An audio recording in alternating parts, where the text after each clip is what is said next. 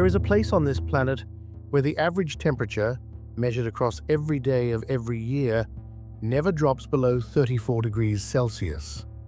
Not the Sahara, not Death Valley, not the sun-scorched plains of central Australia. It is a valley in northeastern Ethiopia, a scar in the Earth's crust, 125 meters below the level of the sea. A place where 3 tectonic plates are pulling apart at a rate of 18 millimeters per year, and where the ground beneath your feet is thinner than almost anywhere else on the African continent. The Danakil Depression.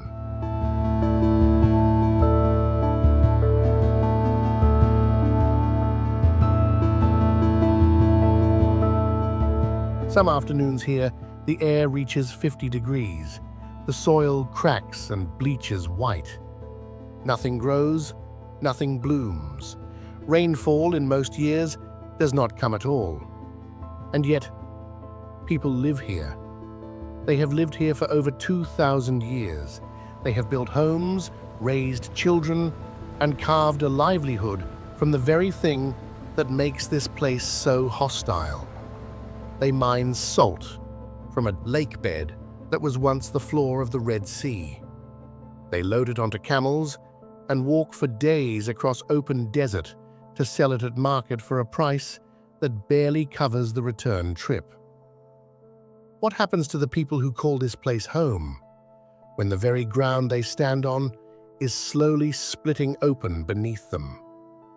This is the Danakil Depression, the hottest inhabited place on Earth, a land where the planet's most violent geology and its most ancient human traditions exist side by side, and where neither shows any sign of stopping.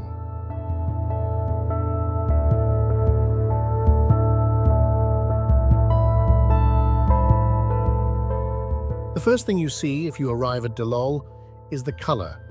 Not the color of rock or sand or sky, but something else entirely. Bright acid green, sulfuric yellow, rust orange, vivid, chemical, hallucinatory, like a canvas left in the rain and reassembled by a fever dream. Dallol is a cinder cone volcano, though it looks nothing like one. There is no towering peak, no dramatic crater rim. Instead, the landscape spreads low and wide, sprawl of hot springs, mineral mounds, salt formations, and pools of water so acidic that their pH approaches 0. To understand what that means, consider that battery acid has a pH of about 1. Stomach acid sits around 2. The pools at Dallol have been measured at 0.25, nearly 10 times more acidic than battery acid. At that concentration, the water does not merely corrode, it consumes. These are not hot springs in the way most people understand them. The water here is superheated, supersaturated, and corrosive enough to dissolve metal. The temperature of the pools can exceed 90 degrees Celsius. Dead insects and birds litter the edges, killed by the water or by the carbon dioxide that collects in invisible layers just above the surface. The locals call some of these features killer lakes. The name is not metaphorical.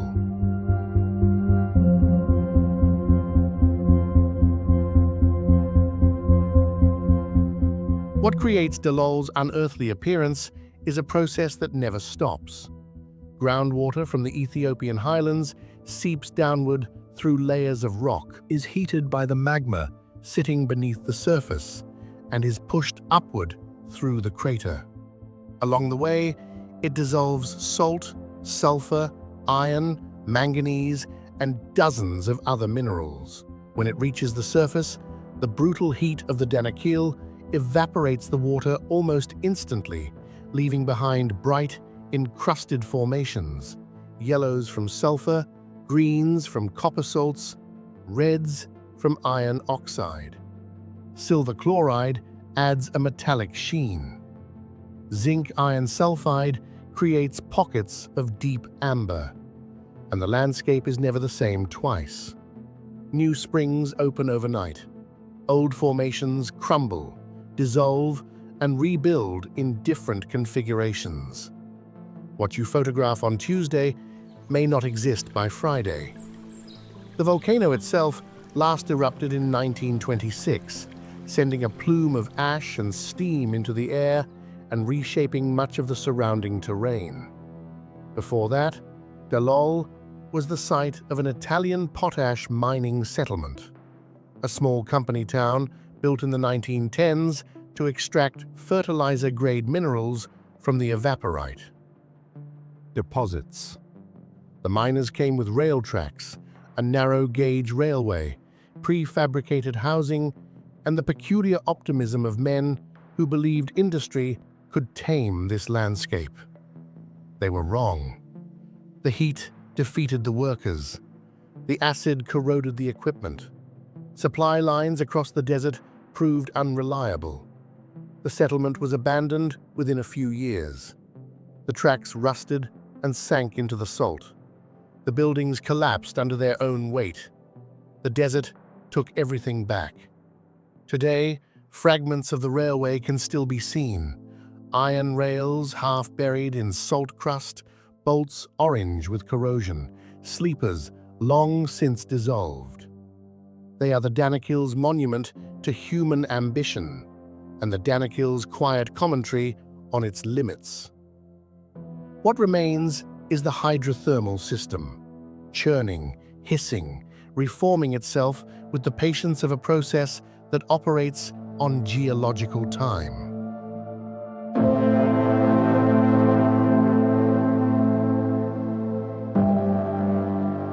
It was this extreme environment that drew the attention of Barbara Cavallazzi, an astrobiologist at the University of Bologna.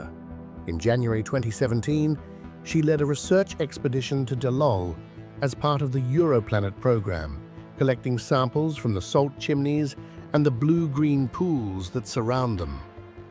What her team found was extraordinary. Inside the salt chimneys, in water hot enough to scald, acidic enough to burn, and salty enough to crystallize on contact, there were bacteria.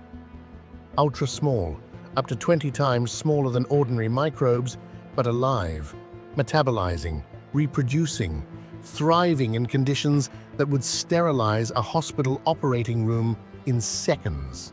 Cavallazzi and her colleagues published their findings in the journal Scientific Reports, then followed with a comprehensive review in Astrobiology. Their argument was direct. If life can survive in Dallol, with its combination of extreme heat, extreme acidity, and extreme salinity, then similar life could potentially exist in the hydrothermal environments of Mars, particularly in the Gusev crater, where NASA's Spirit rover had already identified conditions that parallel Dallol's in striking ways. The Danakil Depression, in other words, is not just a place where life endures against the odds, it is a place where scientists go to ask what life itself is capable of. And the answer so far is more than anyone expected. But all journeys to the Danakil begin somewhere else entirely.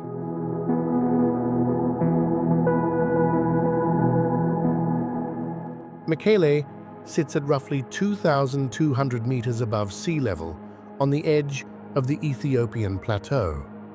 It is a city of churches, street markets, and the particular kind of organized chaos that defines highland Ethiopian towns. School children in uniforms weaving between livestock, the smell of injera baking in roadside kitchens, the distant sound of Orthodox Christian chanting drifting from a hilltop church. But for anyone traveling to the Danakil, Mekelle has one primary function. It is the last city, the last place with reliable electricity, running water, and a paved road before the descent begins. Tour convoys assemble here, land cruisers loaded with water, fuel, food, and the kind of determination that comes from knowing what lies ahead. The drive from Mekelle to the depression floor takes several hours, but it is not measured in time. It is measured in transformation.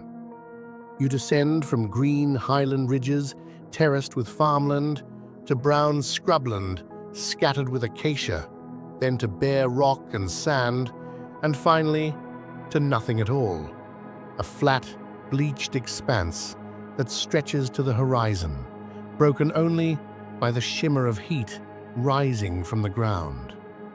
The air thickens, the temperature climbs.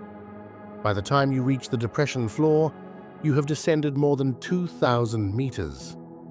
The pleasant 20 degrees of the plateau is a memory. The thermometer pushes past 40. There is a geological reason for the descent, and it is not subtle. The Danakil Depression exists because the Earth is tearing itself apart.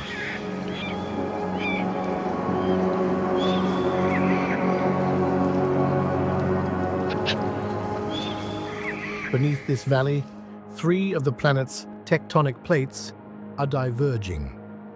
The Arabian plate is pulling to the northeast. The Nubian plate is moving to the northwest, and the Somali plate is shifting to the southeast. The point where all 3 meet, the Afar triple junction, lies directly beneath the Danakil and the broader Afar triangle that surrounds it. This divergence began roughly 11 million years ago, when the Danakil microplate started rotating counterclockwise away from the Nubian plate. Since then, the crust has been stretching, thinning, and subsiding. The valley has sunk. Magma has risen to fill the gaps. And what was once a continuous landmass between the Ethiopian plateau and the Red Sea became the lowest, hottest, most volcanically active rift valley in Africa. The process has not stopped. The plates are still moving. The crust is still thinning. In 2005, a single tectonic event in the neighboring Dabahu segment released 8 meters of extension along a 60-kilometer rift in just 2 weeks. Equivalent of 400 years of accumulated stress, gone in an instant. The ground cracked open. Magma surged into the gap. The landscape rearranged itself overnight. In the southern part of the depression, beneath the Erta Ale volcanic range, geologists have found that the continental crust has been completely consumed. What lies beneath the volcanoes is not the ancient bedrock of Africa, but something new, a transitional crust midway between continent and ocean floor. This is not a metaphor. The Danakil Depression is, in geological terms, an ocean that has not yet been born.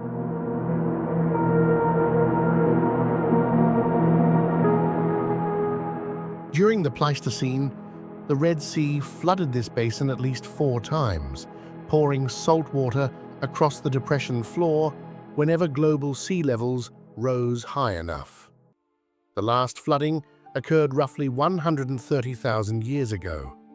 The evidence is still here: thick deposits of halite, fossil coral reefs embedded in desert rock, and salt layers that extend more than 800 meters deep in places. When the sea retreated, the water evaporated under the relentless heat. The salt remained. And it was this salt, the residue of an ancient sea, that would come to define the lives of the people who arrived here next. In October 2022, the International Union of Geological Sciences added the Danakil Depression to its global list of 100 geological heritage sites, recognizing it as a place where, in their words, the ongoing birth of an ocean can be witnessed at the surface. Geologists predict that in roughly 10 million years, the Red Sea will breach the highlands once more and flood the depression permanently. A new ocean basin will form, one as large as the Red Sea itself. The Horn of Africa, will separate from the rest of the continent and drift away, becoming an island. But that is 10 million years from now. For the moment, the depression belongs to someone else.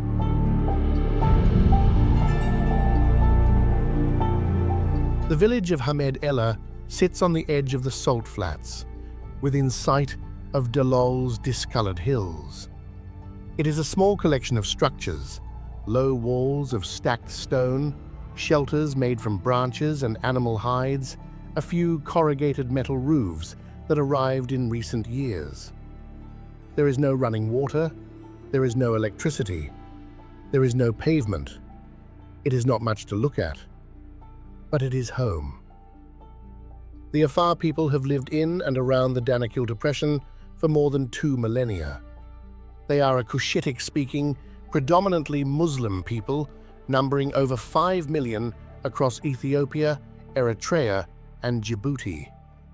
Their territory stretches from the Awash River to the Red Sea coast, a vast, arid triangle that includes some of the most inhospitable terrain on the African continent. They are the only ethnic group in the Horn of Africa whose traditional lands border both the Red Sea and the Gulf of Aden. The earliest written mention of the Afar dates to the 13th century by the Andalusian writer Ibn Sa'id, who described a people called Danakil, inhabiting the land south of the Red Sea coast. But their origins may be far older. According to their own tradition, they claim descent from a son of Noah. They trace their lineage to the Arabian Peninsula, and their history is woven with trade routes that connected the Ethiopian interior to the ports of the Red Sea long before European ships ever rounded the Horn. Their society is organized along patrilineal lines, divided into 2 broad groups. The Asaimara, the Red Ones, are the land-owning nobles, named for the red desert soil of the inland regions they inhabit. The Adoimara, the White Ones, are tenants, named for the white salt flats and coastal plains of the east. The distinction is old, possibly originating from a conquest centuries ago when the Asaimara invaded from the highlands and imposed their authority over the coastal Adoimara. The most powerful political entity among them was the Sultanate of Ausa, which controlled the lower Awash River Valley and dominated Afar politics for centuries. Among the semi-nomadic Afar of the interior, traditional law, called Madar, governs daily life. Disputes are settled by elders, not courts. Justice is communal and swift. Marriage is arranged between clans, with the bride typically moving to her husband's family, though she returns to her parents' home for the birth of her first, second, and sometimes third child. Children are not a luxury. In a land where income can vanish with a drought or a livestock disease, children are diversification. Another pair of hands that might tend goats, join a salt caravan, or find work in a distant city. The women maintain the home. They milk the goats, churn butter into ghee, prepare meals over wood fires, and keep the oral traditions alive through song. Music making, in Afar culture, falls traditionally to the women. Their songs extol the camel, praise the endurance of the land, and carry proverbs shaped by the desert. As rain falls from morning clouds, so should a man cut salt early in the day. The men tend herds, camels, goats, sheep, and in some areas, cattle. And some of them do something else entirely. They cut salt.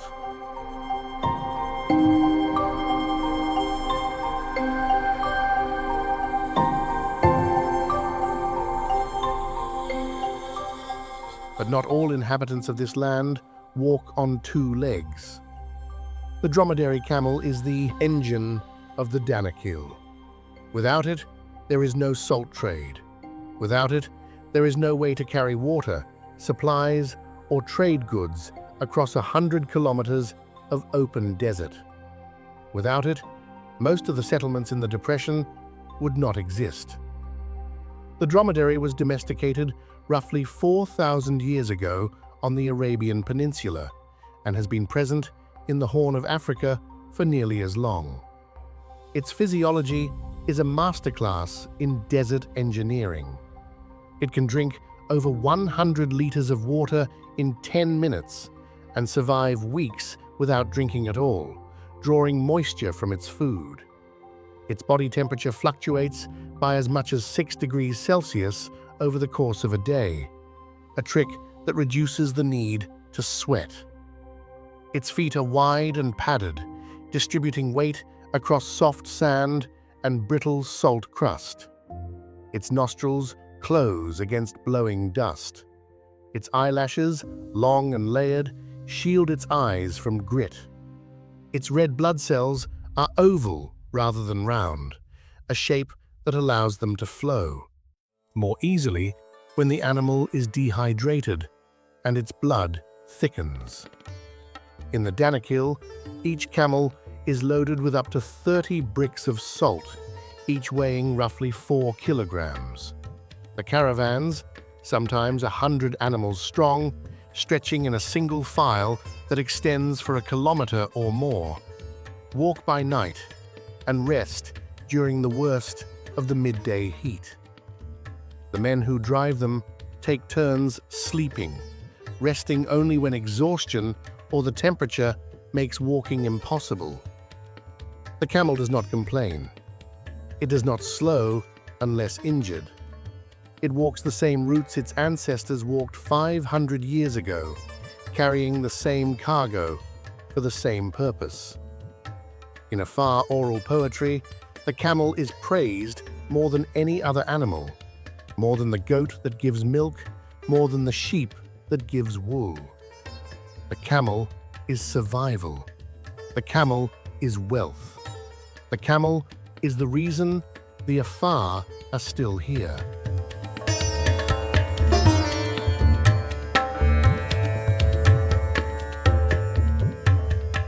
Along the western escarpment, where the depression gives way to the highland slopes, the landscape softens. Acacia trees appear in scattered clusters, dry riverbeds carve through red sandstone. And in the early morning, before the heat becomes punishing, movement stirs on the cliff faces. The Hamadryas baboon descends from the rocks in troops of 200 or more. The males are unmistakable, silver-maned, heavy-browed, with a bearing that suggests something older and more serious than ordinary primate curiosity. They were sacred to the Egyptians, carved into temple walls from Luxor to Karnak, depicted attending Thoth, the ibis-headed god of wisdom and writing. In Egyptian mythology, baboons were believed to greet the rising sun with raised arms, a gesture that observers of Hamadryas baboons can still see today, as the animals sit on east-facing rocks at dawn, warming themselves in the first light. Here, on the escarpment above the Danakil, they are simply part of the terrain. They forage for roots, insects, and the small shoots that grow in the shade of the acacias. They groom each other with methodical patience. The hierarchy within the troop is strict and visible. Harems of females clustered around dominant males, younger males watching from the edges, waiting for an opportunity that may take years to arrive. They have climbed these same rocks for thousands of years. The civilization that once honored them as sacred has long since passed. The baboons remain.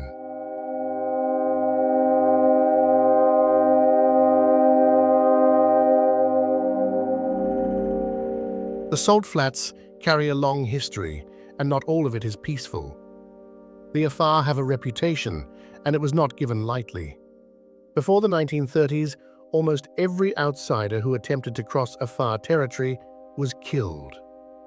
Italian explorer L.M. Nesbitt, writing in the early 20th century, put it plainly. "The Danakils kill any stranger on sight," he wrote.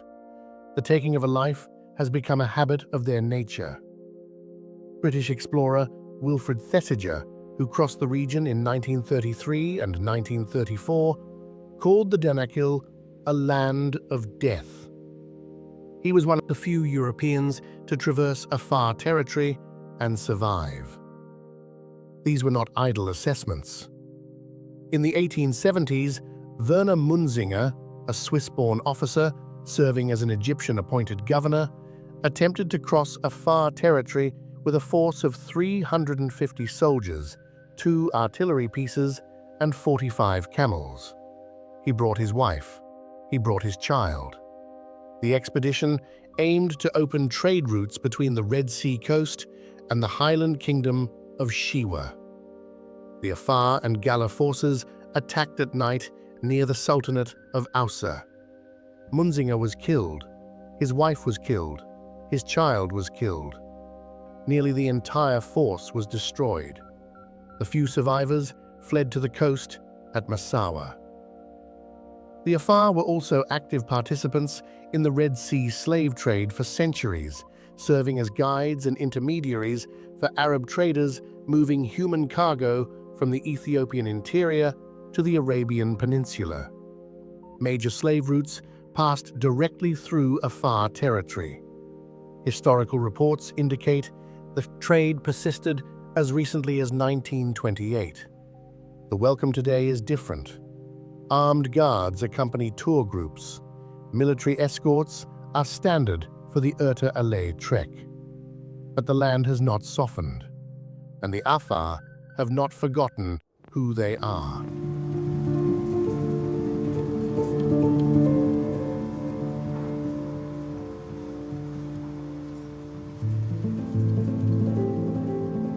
Lake Karun and Lake Afrera are the 2 largest, hypersaline bodies of water that persist year-round, fed not by the river, but by underground hot springs.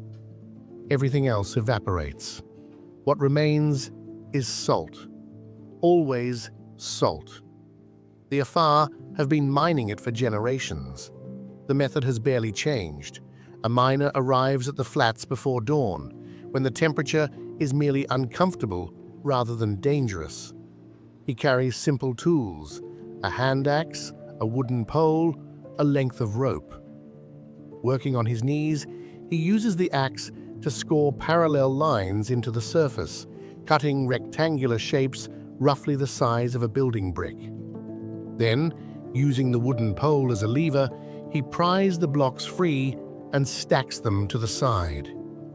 The work is precise. A careless strike shatters the block. A poorly levered edge crumbles into powder.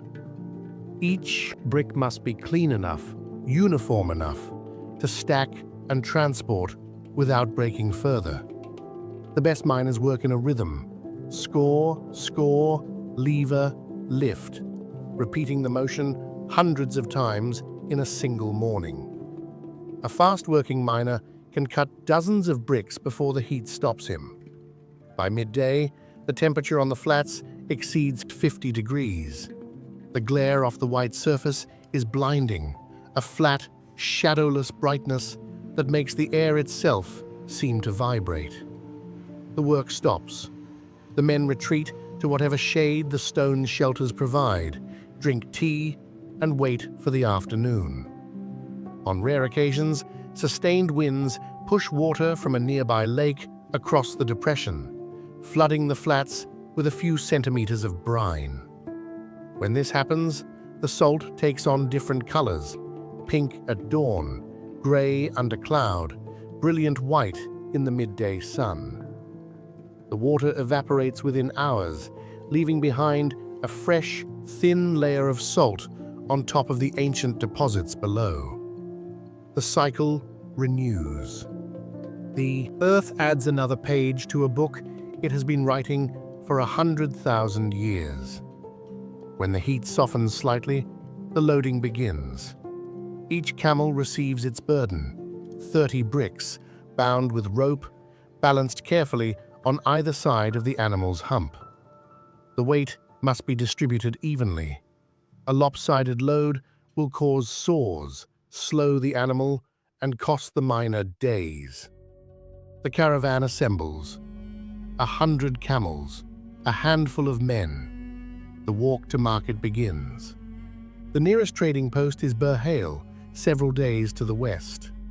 From there, the salt moves to Mekelle and beyond. Salt was once so valuable in this region that it served as currency. Rectangular blocks called amole were used for trade across the Ethiopian highlands well into the 20th century. Kingdoms taxed it. Armies were paid in it.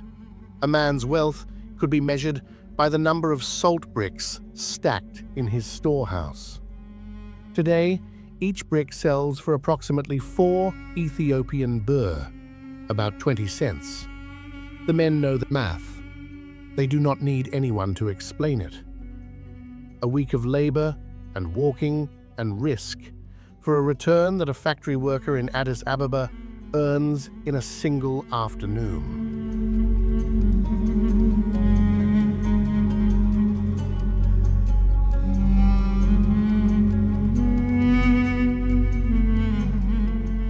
The brine flies that colonize the lake's margins are the base of a micro-ecosystem found nowhere else in the depression. These insects breed in the hypersaline shallows, feeding on algae and cyanobacteria that thrive in the mineral-rich water. Tiny brine shrimp, Artemia, pulse through the upper layers in clouds of translucent motion. They are not much to look at, a few millimeters long, barely visible without close attention. But they are alive, in water that would kill virtually any fish, any amphibian, any mammal that entered it. Life persists. Microscopic, stubborn, and entirely unconcerned with the impossibility of its own existence.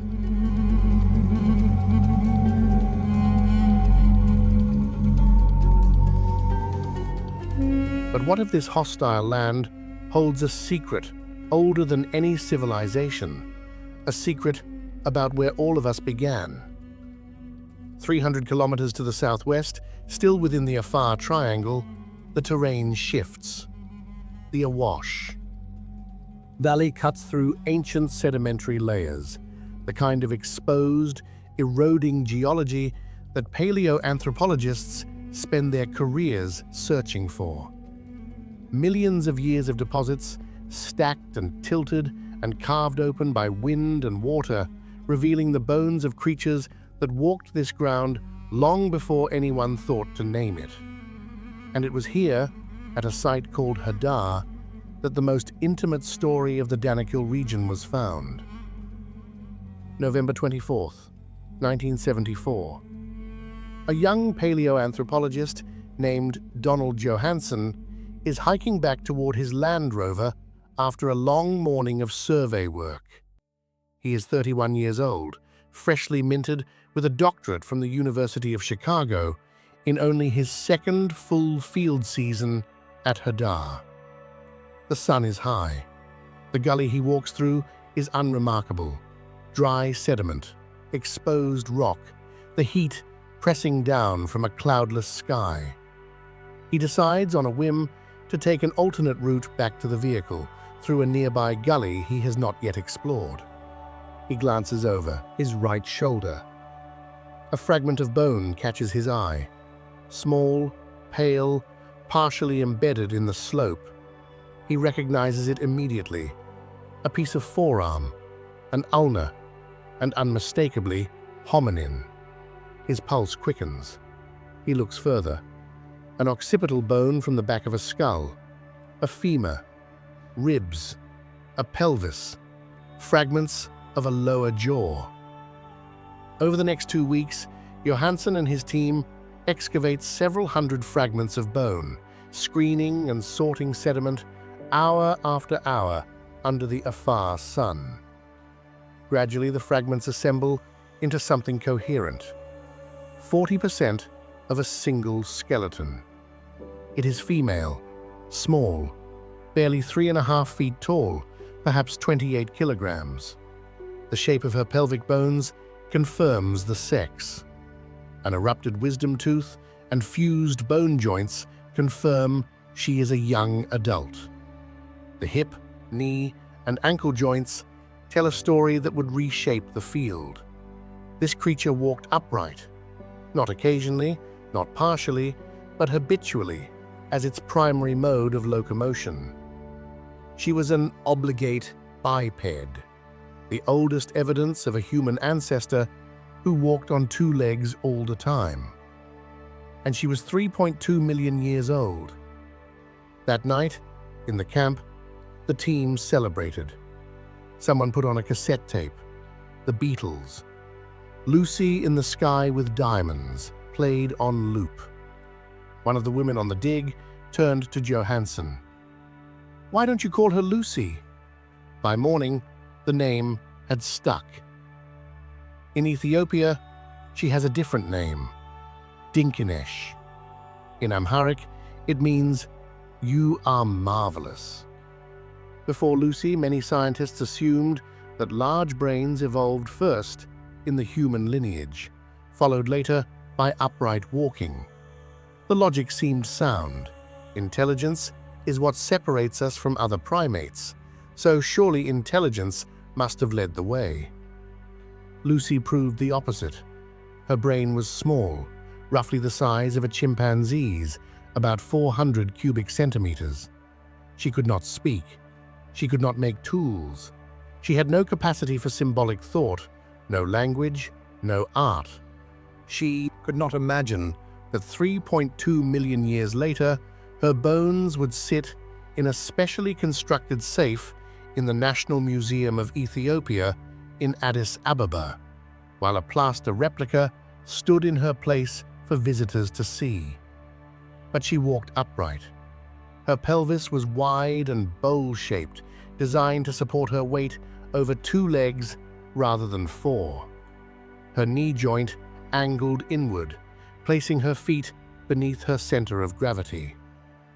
An orthopedic surgeon who examined the joint in 1973, a year before Lucy's full skeleton was found, took one look and declared there was no question.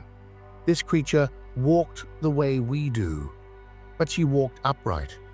And from that single adaptation, everything that followed, stone tools, language, fire, agriculture, civilization, the very documentary you are watching now, became possible.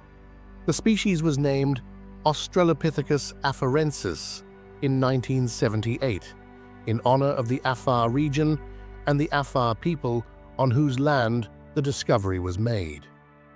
Hadar has since yielded over 90% of all known afarensis fossils, including in 1975 the remains of 17 individuals who died together in a single event.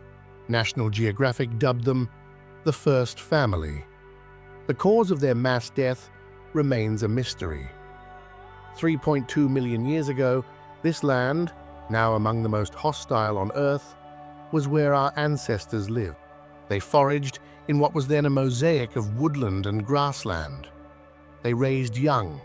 They died and were buried by sediment that would preserve their bones for epochs. The ground that today splits apart beneath the Afar miners is the same ground that Lucy's feet pressed into, stride by stride, in a world unimaginably different from the one that exists now.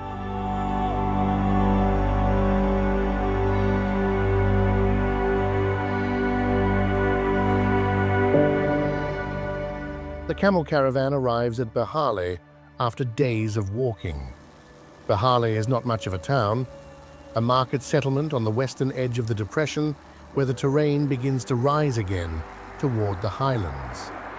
It is the place where salt changes hands, where the Afar miners' labor converts into currency, and where the caravan turns around to begin the long walk back. The salt is unloaded, weighed, and traded. The camels rest. The men drink overly sweet black tea from smoke-blackened kettles, eat, sleep in whatever shade is available. Some stay for a day, others leave before dawn the next morning. The walk back to the flats is no shorter the second time. In the market, the bricks are sorted by quality. The best, uniform in shape, clean-edged, pale white, fetch the highest price. Cracked bricks sell for less. Powdered salt, the residue of damaged bricks and rough handling, sells for almost nothing. The men who have carried their loads the farthest, through the worst heat, over the roughest terrain, sometimes arrive with cargo that has lost half its value to breakage along the way. For centuries, Berhali was simply a waypoint on a trade route so old that no one remembers when it began. But today, it is something else. It is a boundary, a line between a past that stretches back thousands of years and a future that is arriving on tarmac. A new road is being built from the Ethiopian highlands. When it is complete, it will cross the old salt route and extend directly to the flats. Trucks will reach the mines in hours, not days. They will carry salt faster, in greater volume, and at a fraction of the cost of a camel caravan. Factory-produced salt has already been flooding the markets in Mekelle and Addis Ababa, cheaper, cleaner, and more uniform than the hand-cut bricks of the Danakil. The economics are not complicated. They are devastating. Some of the men in Berhali have already left for migrant labor in Djibouti or the construction sites of the capital. Some have turned to guiding tourists. The Danakil Depression has become one of Ethiopia's most sought-after adventure destinations, despite, or perhaps because of, its hostility. But for those who stay, the question is not abstract. It is immediate. When the road is finished, what remains? The men speak of it quietly, over tea, in the shade of the stone shelters. Some are angry, some are resigned. Some have already made other plans. But they all know what is coming. One of the last great camel caravans of Africa may vanish within a generation. Beyond Berhali, the depression stretches south and east toward a landscape that looks less like Africa and more like another planet entirely. Basalt gravel, dust, and the occasional acacia standing alone against a sky that seems too bright to be real. It is in this terrain, between the salt flats and the volcanic range, that the Somali ostrich makes its home. The Somali ostrich was recognized as a separate species from the common ostrich in 2014, distinguished by its blue-gray neck and legs rather than the pinkish coloring of its western relatives. It is the largest bird in the Horn of Africa, standing over 2 meters tall and weighing as much as 130 kilograms. It cannot fly. It does not need to. It can run at speeds exceeding 60 kilometers per hour, outpacing nearly every predator in the region. In the Danakil, where shade is non-existent and water is a memory, the Somali ostrich survives on a diet of roots, seeds, insects, and the occasional lizard. Its feathers insulate against both heat and the sharp nighttime cold. The desert, which punishes by day, punishes again at night with temperatures that can drop by 30 degrees after sunset. The ostrich lays its eggs in shallow scrapes in the gravel, camouflaged against the monochrome terrain. It has been here longer than the camel caravans, longer than the salt trade, longer than any human settlement in the Depression. It watches, it waits, it runs when it must, and it does not leave. If the salt flats are where the Afar make their living, what lies at the other end of the Depression, where the Earth's interior pushes through to the surface? The answer is Erta Ale.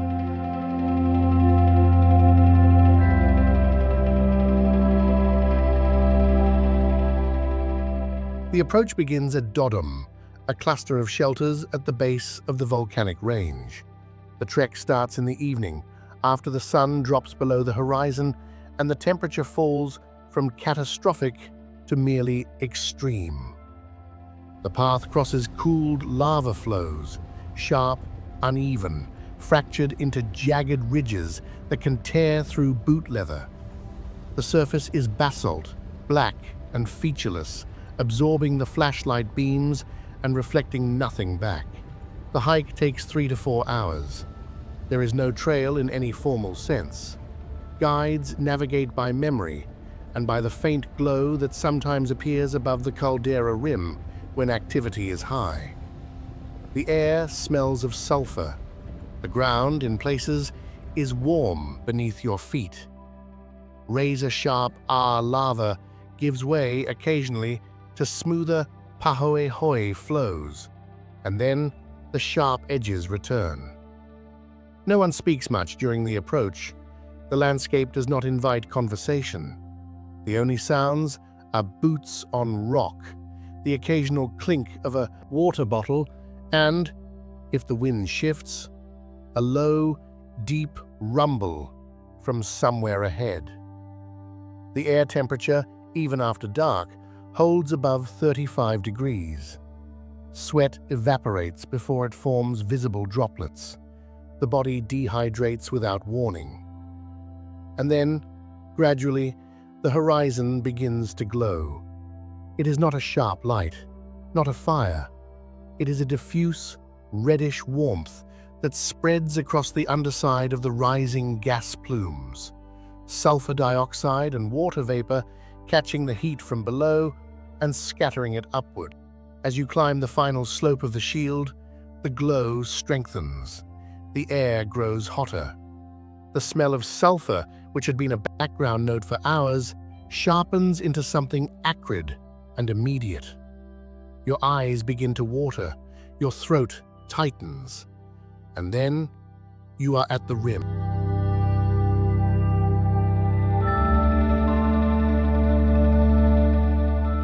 Erta Ale means smoking mountain in the Afar language.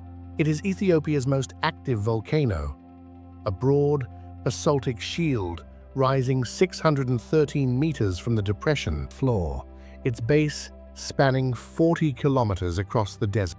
Its summit is truncated by an elliptical caldera, 1,700 meters long and 600 meters wide, containing a series of pit craters that have been the site of near-continuous volcanic activity for over a century. The volcano sits directly above the rift zone where the Nubian and Danakil plates are diverging. Magma from the shallow mantle, perhaps only a few kilometers below the surface, rises through the thinning crust and pools in a reservoir beneath the caldera. The lava that reaches the surface is basaltic, low viscosity, fluid, glowing orange-red in the darkness. It does not explode, it pours. Erta Ale's most famous feature is its lava lake, or rather, the lava lake that was. First documented in 1906, the lake persisted in the southern pit crater for over a century. It was one of the longest recorded episodes of continuous lava lake activity anywhere on Earth. At its peak, the lake filled the pit nearly to the rim. The surface would cool and crust over in shades of black and gray, only to rupture as convection currents drove fresh magma upward from below. Fountains of lava, 2 to 4 meters high, erupted at irregular intervals, sending ribbons of molten rock arcing through the sulfurous air. The glow was visible from kilometers away, a faint, pulsing orange on the horizon that served as a beacon for travelers and guides approaching in the dark. Worldwide, there are only a handful of volcanoes with active lava lakes, perhaps 5 or 6 at any given time. For decades, Erta Ale held two simultaneously: the persistent lake in the southern pit and intermittent flows and hornitos in the northern pit. It was one of the most exclusive geological clubs on the planet, and unlike most of its members, Erta Ale's southern lake never seemed to rest. It had been in continuous operation for over 100 years. Then, in January 2017, a fissure eruption opened on the southeastern flank. Lava poured out of the rift, extending for kilometers across the desert. The pressure release drained the lava lakes. The southern pit, which had held its lake since before the first airplane flew, emptied. The surface solidified. The glow disappeared. 50,000 Afar nomads were displaced. Livestock were killed. The landscape around the volcano was reshaped in weeks. Fresh lava flows, dark, glassy, still cooling, covered the terrain that tourists had walked across the year before. The eruption continued intermittently for 3 years, finally subsiding in March 2020, though volcanic pulses have been recorded as recently as 2024. The lava lakes, as they had been known for generations, were gone. Activity has continued since. Hornitos, small, steep-sided cones built by spattering lava, dot the caldera floor. Minor effusion fills the former pit craters with fresh, dark flows. Fumarolic degassing rises in plumes from fractures in the rock. As of early 2026, the caldera is still active, still warm, still glowing intermittently in the dark. But the persistent lake that drew scientists and adventurers from across the world has not returned. What has not changed is the geology beneath. The crust under the Erta Ale range has been so thoroughly thinned by rifting and magmatic intrusion that there is no continental rock left at all.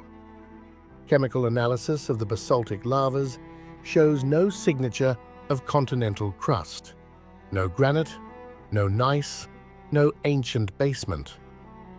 What lies beneath the volcano is transitional crust, not yet oceanic, but no longer continental. It is the floor of a future ocean, exposed at the surface. You can stand on it, you can feel its heat through the soles of your boots. This is where the Danakil's story converges. The same tectonic forces that created the depression, that evaporated the Red Sea into salt deposits, that gave the Afar their livelihood, these same forces are also building something new. The volcanoes are not signs of destruction. They are the construction machinery of a process that will, in geological time, produce a new body of water to rival the Red Sea itself. Erta Ale is the point where you can watch it happen. The Afar call the southern pit crater the gateway to hell. They do not say it with awe or fear. They say it the way you might describe a neighbor, something familiar, something that has always been there, something you have learned to live beside without quite trusting. But not everyone who has come to the gateway has returned. January 17th, 2012. A group of European tourists camps on the crater rim of Erta Ale. They have made the 4-hour trek in the dark, crossed the lava fields, set up tents near the edge to watch the glow. The guides are nearby. The night is clear and still. Sometime after dark, armed men approach from the north. The attack is sudden. 5 tourists are killed, 2 are taken hostage, 7 others are wounded. The assailants are later identified as rebels with ties to Eritrea, operating in the disputed borderlands of the Afar region. The hostages are released months later, in March 2012, after diplomatic negotiations. Today, a permanent military outpost sits on the rim of Erta Ale. Armed escorts accompany every tourist group. The contemporary threat is assessed as low. But the crater rim looks the same. The same black basalt, the same sulfur smell, the same faint glow from below pulsing like a slow heartbeat in the dark. Below the volcanic range, where the lava fields give way to gravel plains and the heat rises in visible waves from the ground, a shape appears against the shimmering horizon. Low to the earth, moving quickly, stopping, moving again. The Dorcas gazelle is one of the smallest of its kind, barely 60 centimeters at the shoulder, weighing less than 20 kilograms. It is built for this place in ways that are not immediately obvious. Its kidneys concentrate urine to an extreme degree, conserving every molecule of moisture. It can survive entirely without drinking water, extracting what it needs from the dew on leaves and the moisture inside roots and shoots. It feeds at dawn and dusk, resting through the worst of the midday heat in whatever shallow depression or sliver of shadow the terrain provides. Its legs are thin, almost fragile-looking. Its eyes are large, dark, and constantly scanning. Its ears rotate independently, listening for the footfall of a predator that may not even exist in this part of the depression anymore. But the gazelle listens anyway, because that is what has kept it alive. There are not many of them left here. Hunting, habitat loss, and the steady encroachment of roads and human settlement have reduced their numbers across the Horn of Africa. But they have not disappeared.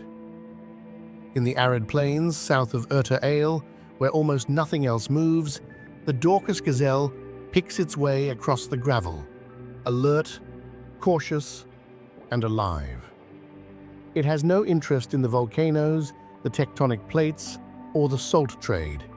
It simply lives, and continues to live, in a landscape where that fact alone is a kind of quiet, unremarkable defiance.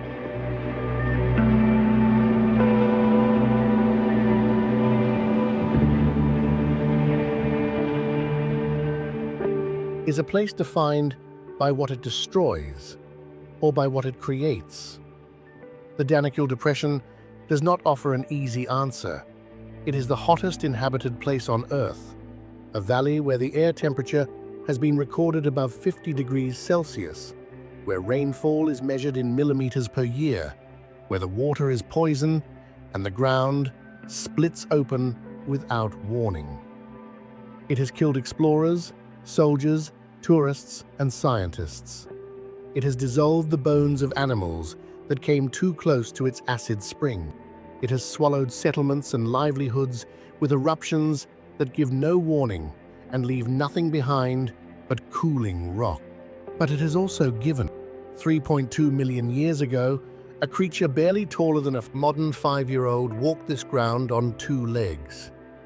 Her name, given to her by the people who found her bones, was Lucy.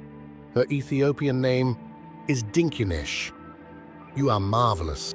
She could not speak, could not build, could not imagine the world that would one day examine her skeleton in a museum behind glass. But she walked upright, and from that single adaptation, the entire trajectory of human evolution was set in motion. Tools, language, fire, agriculture, cities. The fact that you are watching this now. The salt is still forming. Every year, the Awash River carries dissolved minerals down from the highlands into the basin. Every year, the Danakil sun evaporates the water. The residue settles. The deposits grow thicker.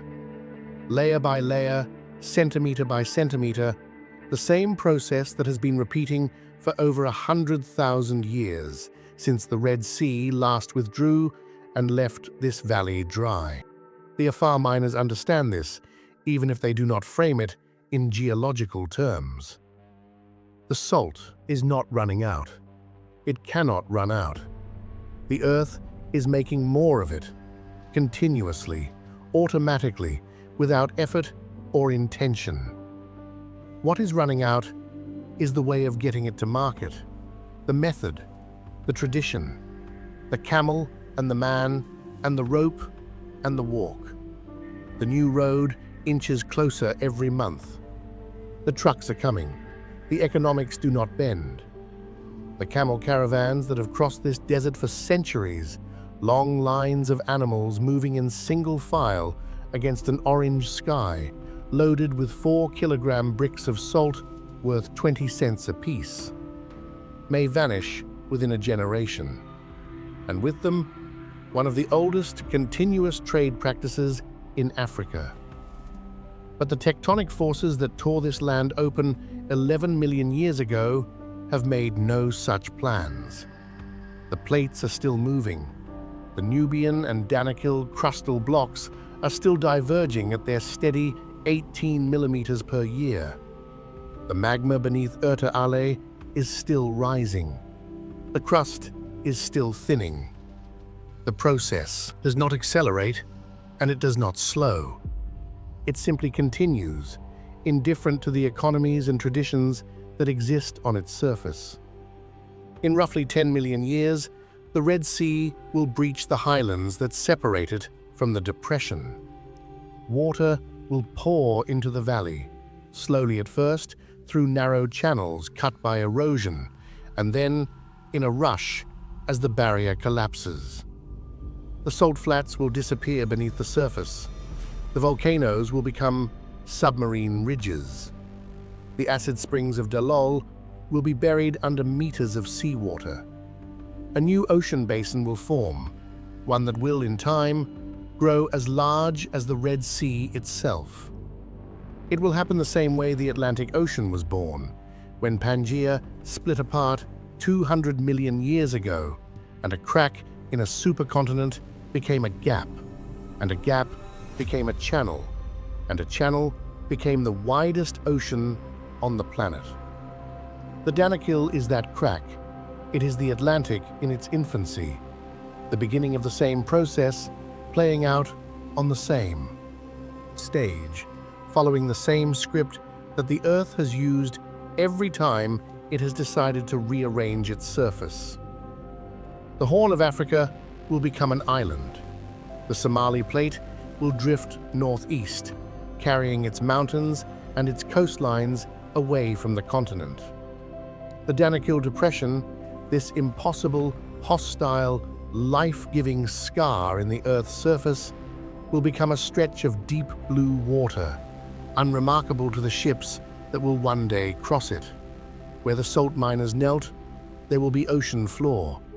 Where the camel caravans walked, fish will swim.